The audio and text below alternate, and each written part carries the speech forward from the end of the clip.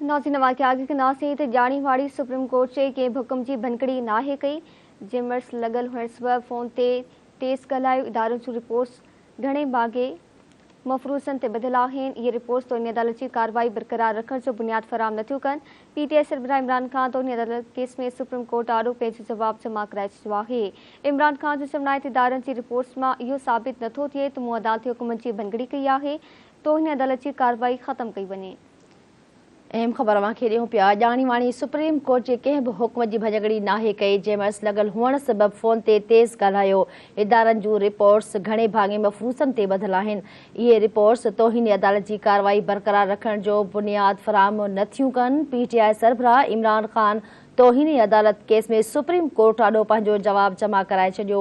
इमरान ख़ान चयो आहे त इदारनि जी रिपोर्ट्स मां इहो साबित थो थिए त मूं अदालती हुकुमनि जी भञगड़ी कई आहे। तोहिनी अदालत जी कार्रवाई ख़तमु कई वञे। ख़बर खे ॾियूं पिया।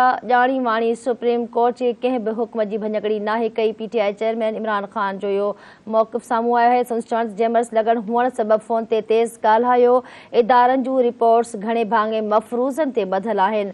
PTI चेयरमैन इमरान ख़ान चयो त इहे रिपोर्ट्स तोहिनी अदालत जी कार्रवाई बरक़रार रखण जो बुनियाद फराहम नथियूं कनि। PTI सरबराह इमरान ख़ान चयो त तोहिनी अदालत केस में सुप्रीम कोर्ट आॾो पंहिंजो जवाब जमा कराए छॾियो आहे। संदसि चवणो त इमरान ख़ान इदारनि जी रिपोर्ट्स मां इहो साबित नथो थिए त मूं अदालती हुकुमनि जी भञगड़ी कई आहे।